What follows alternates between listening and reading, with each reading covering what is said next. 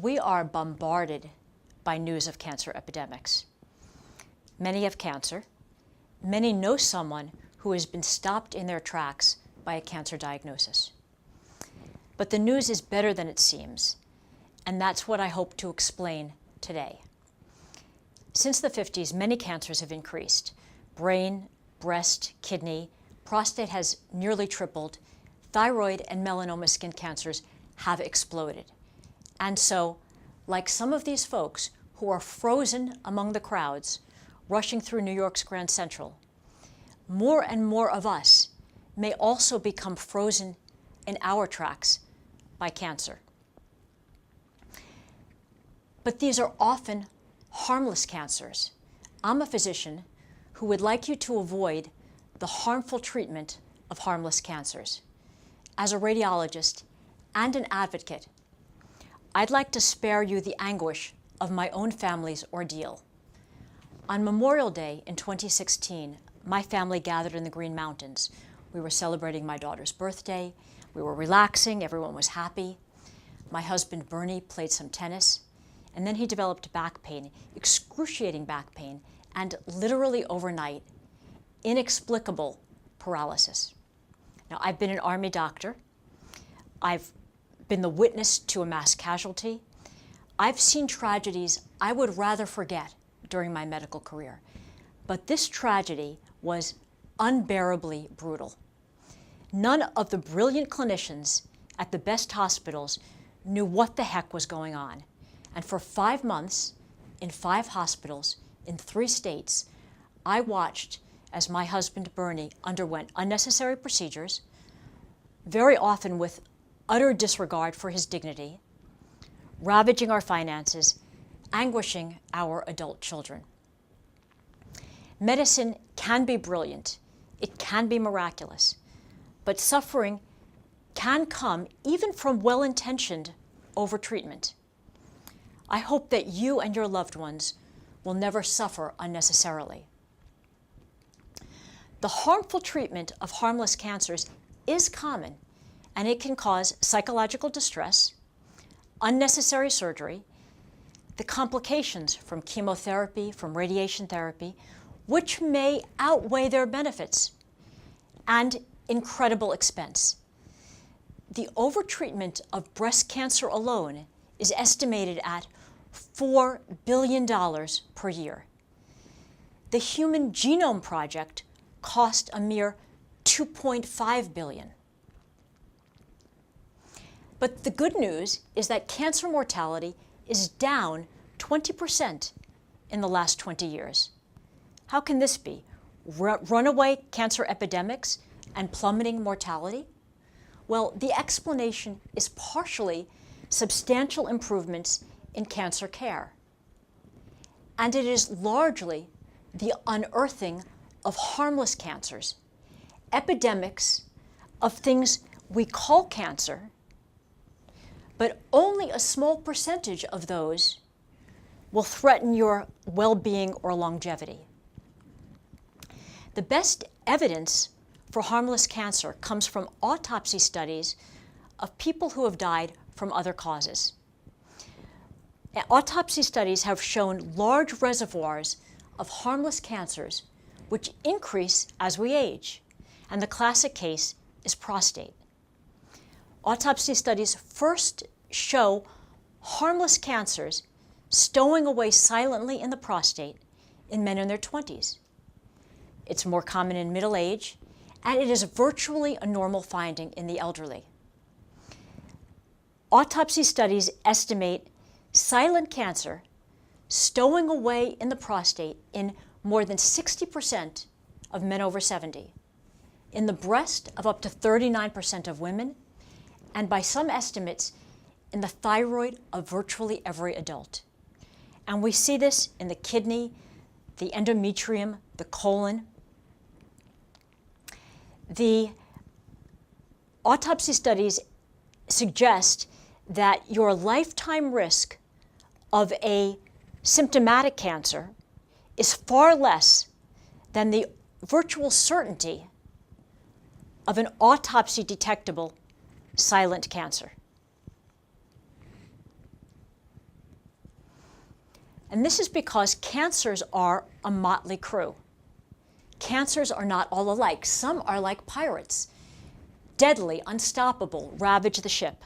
Some are like masked mutineers, threatening cancers which treatment can contain or cure. And most are harmless stowaways which hide silently and pose no threat. Now, this became personal several years ago, when two close friends developed the same rare pancreatic islet cell tumor as did Steve Jobs. My friend Matt, who describes his experience in Slate, explains that he had a large tumor found late by pure luck on a CAT scan performed for appendicitis. In the 10 years since, Matt is married, and he started a pancreatic cancer charity with his surgeon, John Cameron. Matt appears to have had a stowaway. My friend Sung had no such luck. She was a music doctoral candidate at UConn and completely well when we had dinner in June of 2014 before she jetted home to Korea for the summer.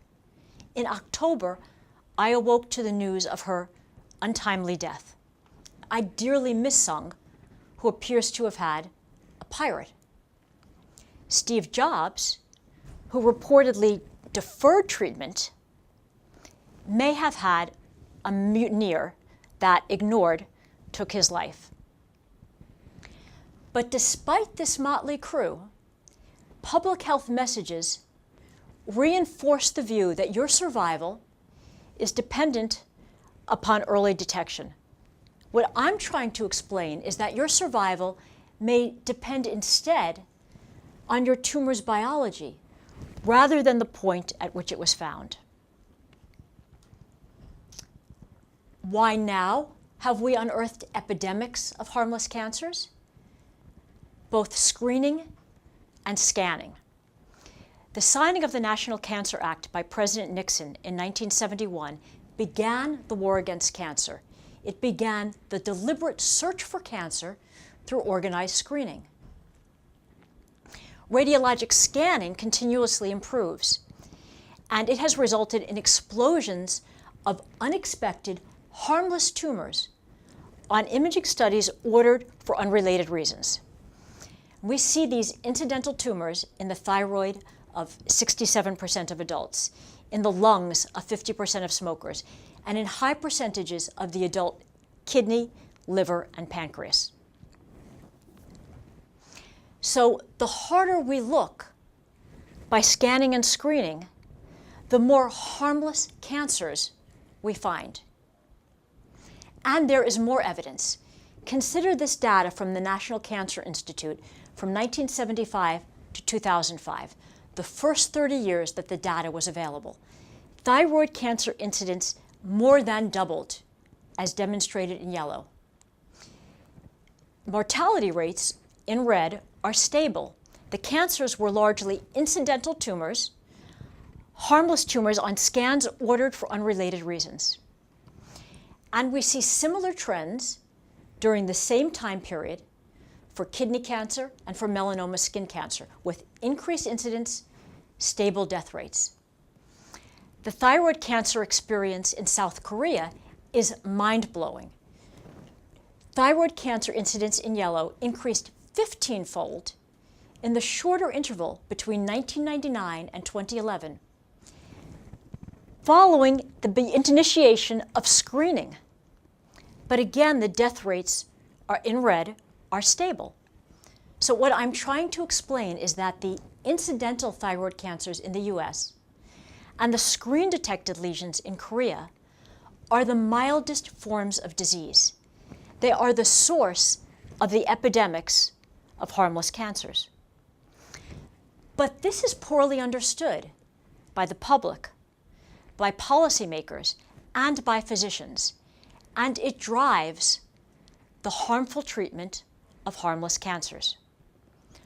Also poorly understood are medical probabilities, what I've called statistical magic tricks. And this too drives the culture of testing more, finding more, and treating more. I've summarized 3 examples. First, false positives. A false positive test says you have a disease when you don't. Test yourself. How likely is breast cancer in a 40-year-old with a positive mammogram? It is only 8.3%. Let me walk you through that. Of 10,000 40-year-olds, 1% or 100 will have breast cancer. The remainder will not. Of those with breast cancer, 10% or 90 women will have a true positive mammogram. 10% of those without breast cancer, or 990 women, will have a false positive mammogram. You see where this is going. Of 1,080 positive tests, 990 will be false positive, and they will result in increased imaging and, in many cases, biopsies, surgery, potentially the harmful treatment of a harmless cancer. So that a 40-year-old with a positive mammogram has a 92% chance of not having breast cancer. Because if the disease is rare, most positive screening tests will be false positive. It's counterintuitive, but it is true. Relative risk is a second poorly understood medical statistics. Relative risk is reported as a percentage, and it exaggerates the benefit of a test or a treatment. For example, lung cancer screening with CAT scans will result in 16% fewer deaths among smokers. But in absolute terms, this is 0.05 lives saved per 1,000 screened. Let me explain. Lung cancer screening with CAT scan will decrease deaths among smokers from 21 per 1,000 to 18 per 1,000. 3 fewer deaths, which is a 16% relative risk reduction, because 3 is 16% of 21. But in absolute terms, this is 3 lives saved per 1,000 screened over 6 years, or 0.05 lives saved per 1,000 screened per year. Relative risk will exaggerate benefits, and it will underreport harms, biopsies, surgery, whose harms may outweigh its benefits. Again, it is counterintuitive, but it is true. A third misunderstood medical statistic is 5-year survival. Consider 2 patients who have cancer which begins in 2008. The first patient is diagnosed when he becomes symptomatic in 2016, and he lives for 2 years with his disease. The second patient is diagnosed when screened in 2010, and he lives for 8 years with the awareness, the questionable gift of awareness of a terminal illness. His 5-year survival is improved, although screening has made no difference in the length of his life. Again, it is counterintuitive, but it is true. So, my objective is straightforward: to explain that our misunderstanding of statistical magic tricks, of false positive, relative risk, 5-year survival, of the motley crew of cancers are counterintuitive, but true, and they drive the well-intentioned but harmful treatment of harmless cancers.